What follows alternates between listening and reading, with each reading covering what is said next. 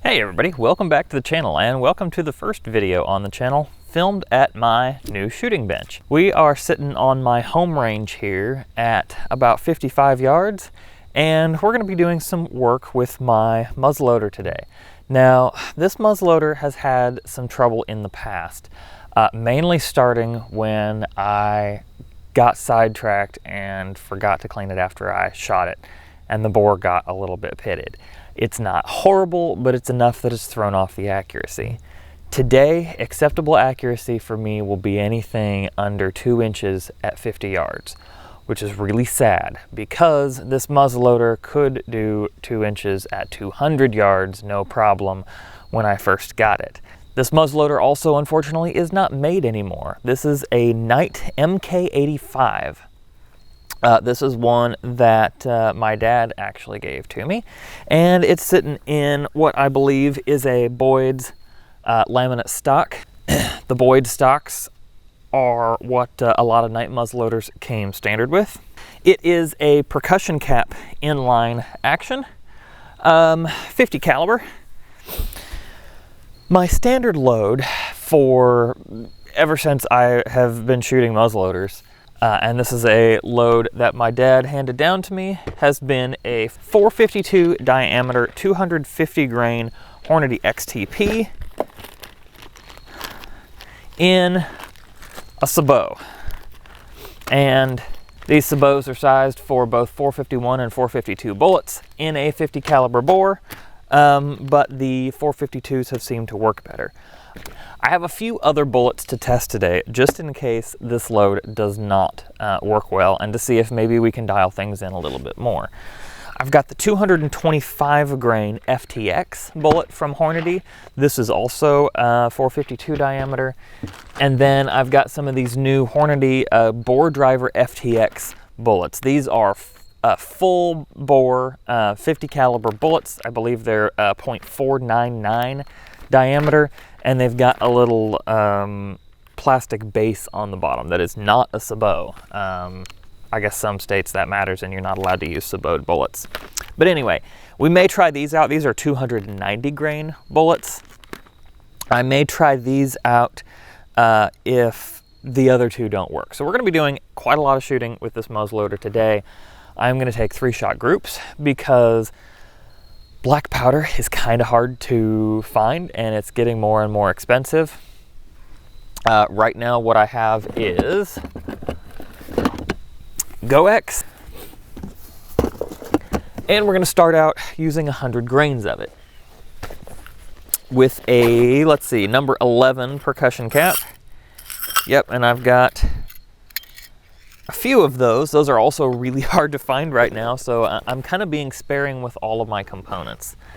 Now, you'll notice that all of the bullets that I have that I'm shooting today, that I'm trying out, they're Hornady bullets. Now, some people have asked me before, you use a lot of Hornady stuff. How much is Hornady paying you to do these videos? Guys, Hornady does not know that I exist. That's just what's available. I've picked up the FTX bullets actually to do a video with them in 450 Bushmaster that I just haven't gotten to yet. That may be a bullet we try in that caliber at some point, but it's just something different to try in the muzzleloader. These bore driver FTX bullets were at my local gun shop. They were the only thing in this particular diameter at the gun shop. So Hornady's what I'm using because that's what's available and that's what I have the most of. Other than Hornady bullets working well for me in the past, I have real no preference for Hornady bullets in general, other than, like I said, the 250 grain Hornady XTP being the bullet that my dad has shot for years and years in muzzleloaders and has had a lot of success with. This 250 grain XTP is also the bullet that this gun was shooting super well out to 200 yards before the pitting occurred in the barrel. Anyway, I'm going to stop yakking and we're going to get to a little bit of shooting here. I'm only going to show the loading process probably once or twice. That's probably what's going to take the most time. I'm probably going to be out here for 2 or 3 hours shooting maybe 12 shots with all of the cleaning I'm planning on doing. I am going to clean in between each shot and do a more thorough cleaning with some C4 carbon remover between every group. So with that out of the way, let me go ahead and make sure the breech plug is clear here. So what I do for that is just run a dry patch down the barrel,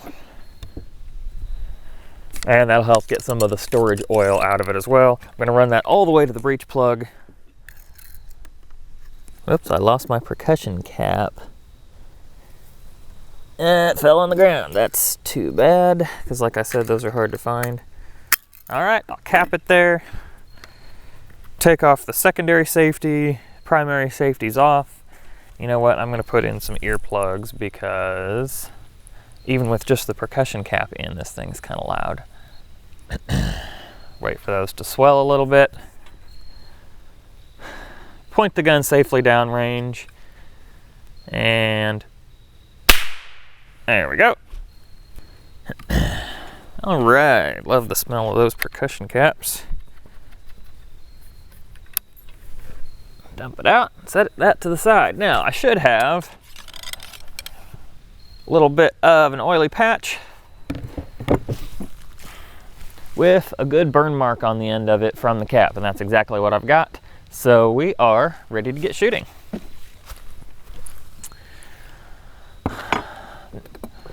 Black powder is measured volumetrically, so that's how we're going to load it.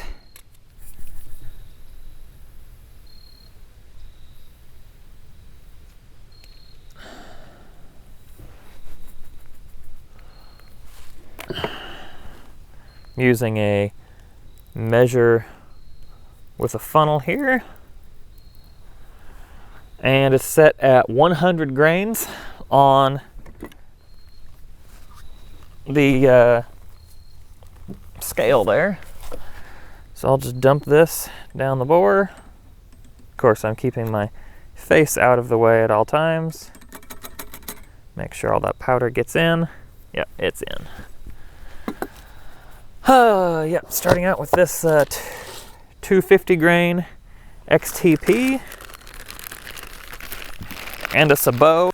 These particular sabots are from Muzzleloader Magnum products out of Harrison, Arkansas. All right, we'll short start the bullet here.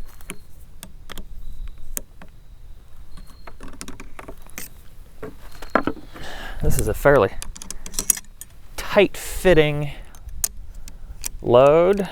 We'll use a T-handle here. And all the way down. Fill its seats with powder. All right, I've got my secondary safety off here, which is this little screw thing in the back, but my primary safety is still on.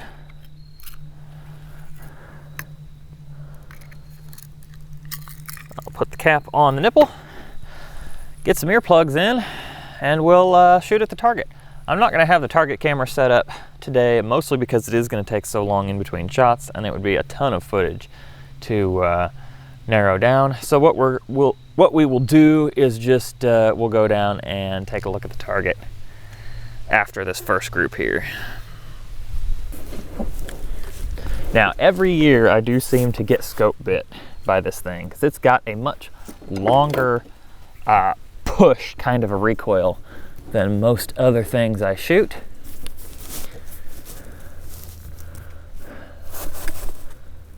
Get settled in here.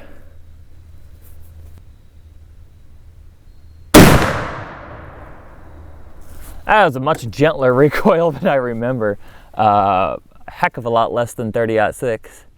All right, we are about 2 inches low here at 50 yards, which should be the opposite. I should be a little bit high at 50 yards. If I'm remembering right, when I said I'm going to clean between each shot, pretty much what I do is spit on a patch, get it just a little bit damp there, and we'll run it up and down. real important to run it up and down, otherwise it'll get stuck at the very end there.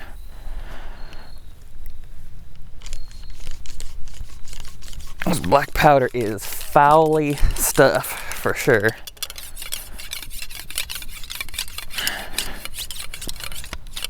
All right, I'm all the way to the breech plug. A lot of times that's where it likes to get stuck most. All right, I'll toss that patch aside. I've got plenty of these Allen brand patches. Probably Walmart brand or whatever. Anyway, I've got plenty of them. They seem to work pretty well, not fall apart. Run a dry patch down.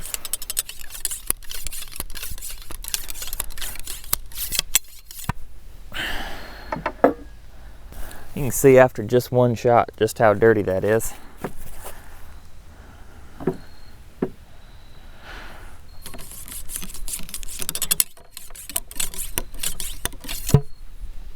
All right, I'll pick those up later. We will load up again.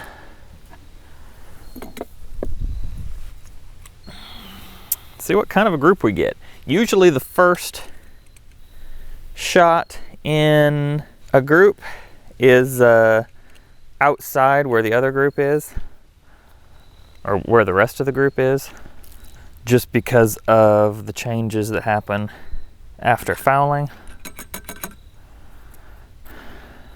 But we'll see.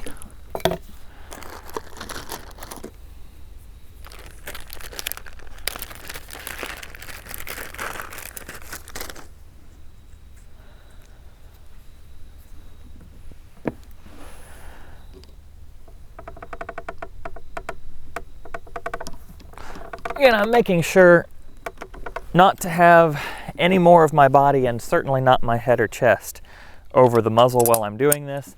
Chances of ignition are extremely low, especially since I swabbed out the barrel, but not taking any chances of throwing the rod through my chest or my eye socket. That would not be good. Tell you what, I made this bench height at 34 inches and it is just about perfect. I can comfortably settle in without having to stretch too high or lean down a whole long ways.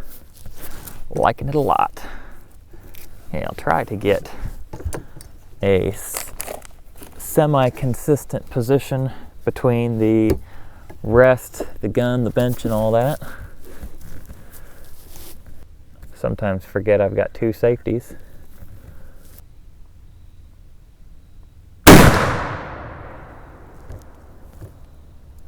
Yep, that one's about 3/4 of an inch high and a little bit. Yeah, not next to the other one, that's for sure. Of course, what really matters is that cold bore shot.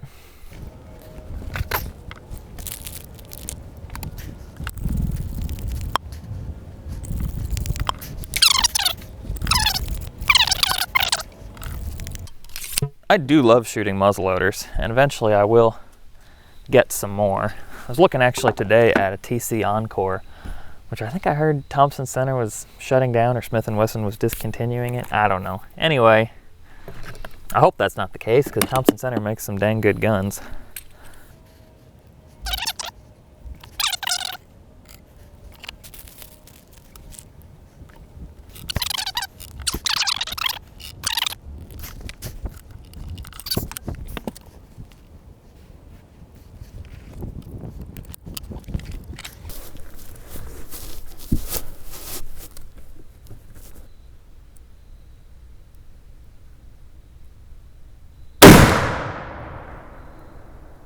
That one landed right beside the second shot. I've got a notion to take a fourth shot since that was a dead cold bore. I know the cold bore shot's what matters, but I've got a notion to take another shot to see what kind of group it is capable of without the fouling shot taken into account. Yep, it's definitely time for a good clean. Go!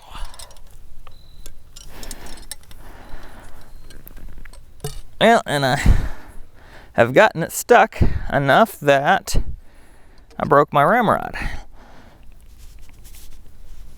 I'm gonna have to fix that before I do too much else, and I may have to pull the breech plug out. Maybe I'll bring you guys around the other side so you can see what I'm doing.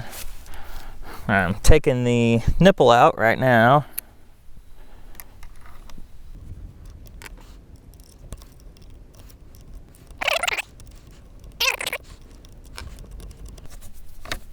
All right, we got the nipple out there.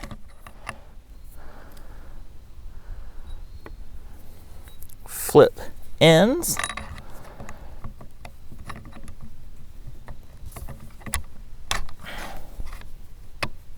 Yeah, I may have to take it out of the stock and pop the trigger out.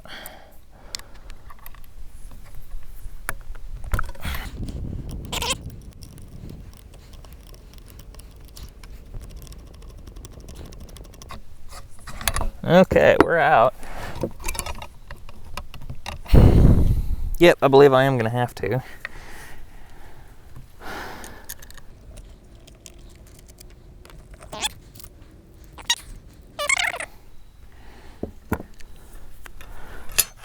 And we'll push the breech plug and the patch through the breech there.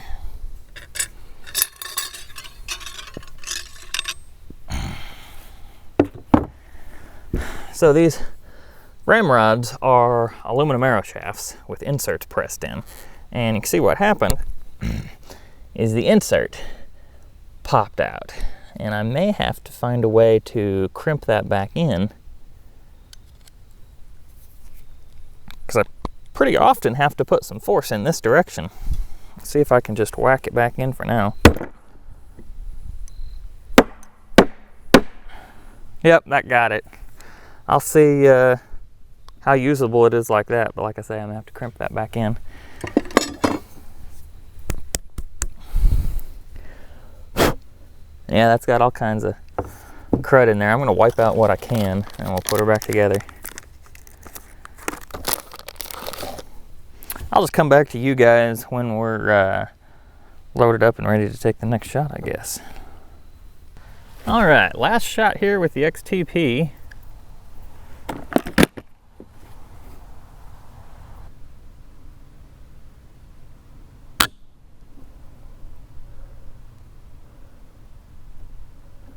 All right, and that's what happens when you forget to put on a primer. We'll do it every single time. Wish I could say I've never had that happen out in the woods.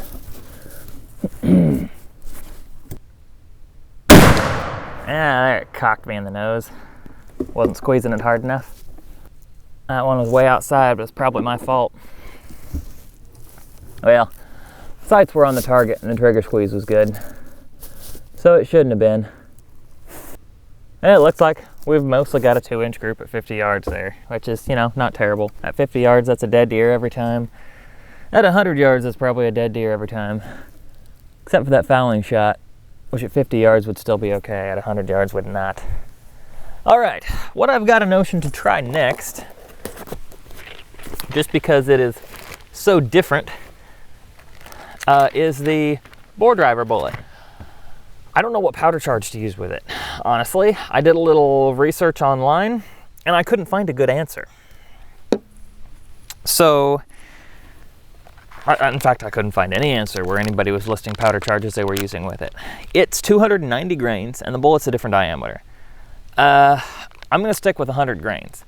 I know that this gun can safely be used with charges way higher than 100 grains. So I'm not gonna worry about that bullet weight difference. We're gonna load that. We're gonna load the bore driver FTX with 100 grains of black powder. We'll see what happens. All right, so there's our final result. You can see not the greatest target. We got probably 2.5 inches actually between all that, which is not great. So let's move on and try that bore driver bullet. All right, so these bullets come in 4 of these little speed loader tubes here. And I'll pop one out for you to take a look at. Of course, it is the Hornady FTX bullet on top, and then on the base, these little things pop out, and you can see it's got that little indent in the base, and that just snaps on. It's got some petals that go up here on the boat tail of the bullet, kind of like a mini sabot almost, but they say it is not a sabot. Anyway, we'll try it out, see how it works. This first bullet I'm pulling out, I don't know if you can see it there, looks like it's got a dent right on the edge junction between the bearing surface and the ogive. That's not a good sign. I'm going to set that one aside. It starts a little easier.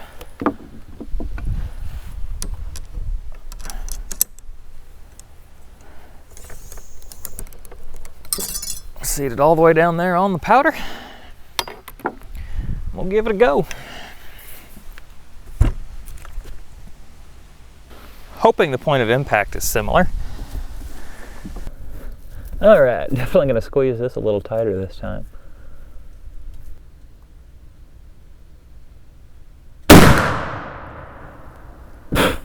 Got a face full of that smoke.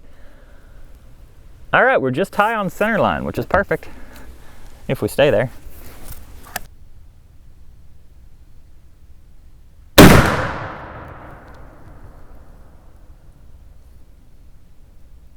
Oh, I'm liking that.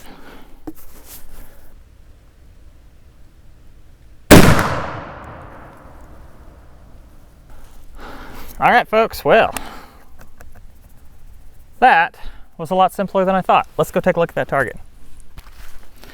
All right, it might be a little hard to see because of the ragged holes in this paper, but we've got 3 shots inside of an inch. I'm guessing 0.75 center to center at, yeah, you can see the centers there all inside at 50 yards. So that is more than twice as good as I had dared to hope for. We are about 1.5 inches above center at 50 yards, which is also just about perfect. We should be fairly well close to dead on at 100, or maybe just a little bit low with this bullet weight. I'm not 100% sure, but what I do know is this is going to do just fine, and it brings back a whole lot of confidence for me in my muzzleloader setup. And I know that anything inside of 100 yards, I'm going to squeeze the trigger on, and that deer is probably going to fall over or maybe just run a little bit and topple over. So that's going to do it for my muzzleloader load development for this year. Went pretty simply, and I'm really happy about that.